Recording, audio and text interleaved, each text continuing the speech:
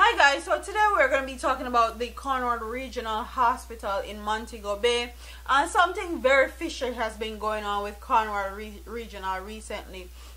And this is not, it hasn't only happened recently, it has happened before, and I want to talk about it. And this article says that the clinical coordinator at Cornwall Regional Hospital has refuted speculation that asbestos was found on the lungs of a late Cuban doctor who recently worked at the CRH. Wow, this is not true, and this is a false statement, and there is no truth in that. In fact, he said presently the doctors at the CRH are awaiting the results of the post-mortem to know what caused the death of the Cuban doctor. We are awaiting if they will make it available to us of a post-mortem report that will indicate to us what this is about, Dr. Frey argued. He explained that 5 weeks ago the Cuban who worked at the facility for about a year fell ill and returned to his native Spanish-speaking country for treatment. So him come here, they work, they dig out all of the Jamaican people their money, they take money, but he wouldn't even stay in Jamaica to get treatment for his illness. And that is to show you how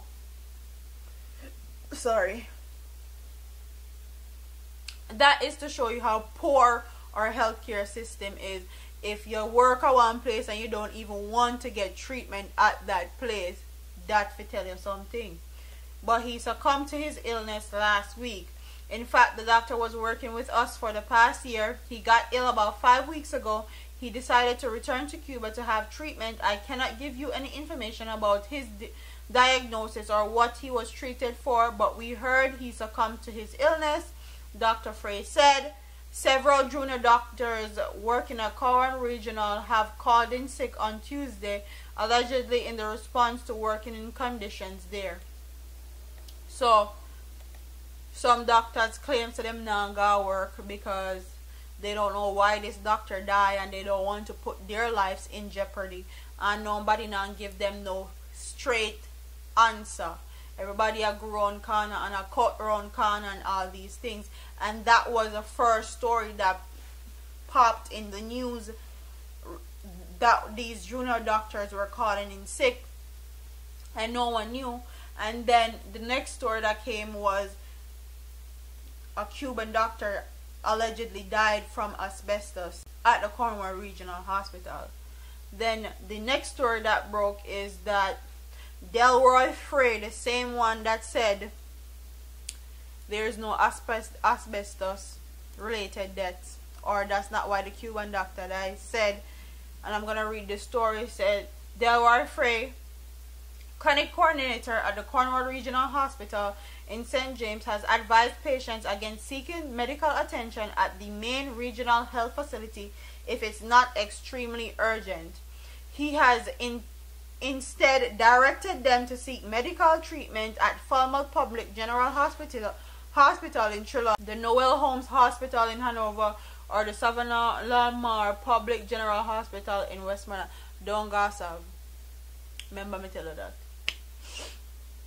I would certainly advise patients to seek care at the Falmouth Hospital, Noel Holmes, or Savannah Lamar Hospital if they are able to, because from what I've been told, the services have been constricted to a limited number of beds, Dr. Frey indicated.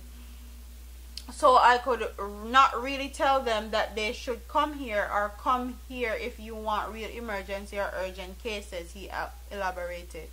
Last month, Health Minister Christopher Tufton announced that more patients are to be relocated from Cornwall Regional as the government works to complete a $2 billion restoration project at the hospital, where major problems have emerged over time with toxic fumes emitting from an old and poorly maintained ventilation system at the facility. Dr. Tufton said the facility at Falmouth Hospital in Chinolly have been expanded to take in additional patients, and discussions are being held with other medical centers to assist with the workload. In addition, an operation theater is to be set up in Mount Salem Healthcare Center in Montego Bay, St. James by the first week of April and additional bed space provided.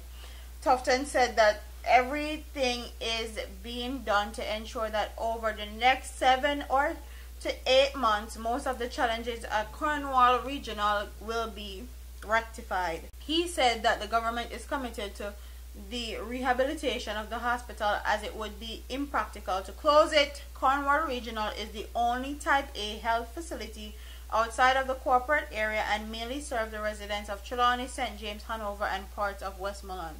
I know say most of the people them where me come from, which is Westmoreland, and I can speak for, go to Cornwall Regional because they no want dead. They hold them to a high standard, and the doctors them did all the nurses them always doing their jobs. When you got solve, they no business. Okay, you sit down a few hours, they dead. Okay. So for Cornwall Regional to be going through this, I know that a lot of people are going to be affected because a lot of the surrounding hospitals and emergency care facilities are not as good as Cornwall, or they don't care about their patients as much as the people at Cornwall Regional Hospital does. But one thing that struck me while doing this whole compilation of stories, and I've been watching these stories unfold for a period of time, and that's why I didn't want to jump on the first story that came out. And with the part that hit me was problems have emerged over time with toxic fumes emitting from an old and poorly maintained ventilation system at the facility. Once you're inhaling toxic fumes on a consistent basis, like every day for 8 or 12 hours, you know what that's going to do? You're going to have health problems. And that is why the junior ministers were calling out sick, because they didn't want to have to work in conditions like that anymore, especially since this Cuban doctor just haphazardly fell ill and died. Okay, these other doctors are scared for their own lives and for their own safety, and me no wrong them. I don't wrong them, because they're not being transparent as to how this Cuban doctor died and why he died. If it's in relation to these toxic fumes that he has been inhaling for a whole year, it stands that Jamaica or the Jamaican government or the hospital can get sued, because it's not a good working environment for anybody to be in, especially over a span of a whole year. Yeah, literally 365 days a year. Your doctors work a lot of days. They have to be on call. Okay, anything can happen.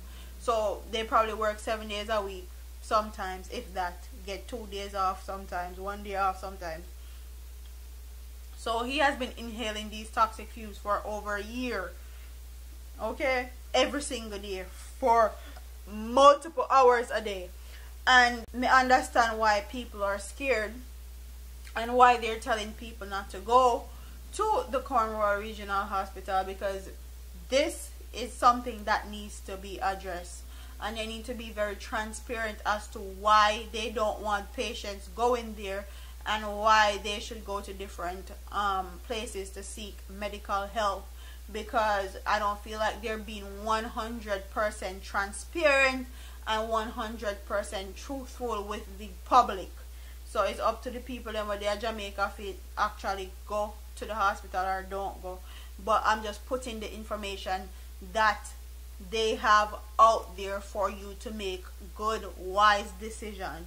What I want my audience to do is comment in the comment section and tell me what you guys think. Do you think that this Cuban doctor actually died from asbestos poisoning because he has been inhaling all these toxic fumes for over a year? Okay, do you think that's the problem?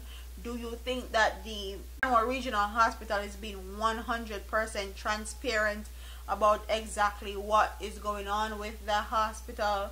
And do you think that the doctors have a right to actually call out from work because they refuse to work in such terrible conditions and inhale these toxic fumes for another year without it being addressed and putting their lives in danger. Because if me had the doctor, I wouldn't go neither. But that's neither here nor there. So like, comment, share, and subscribe to your girl here on YouTube. I'm up out of here, man. Deuces.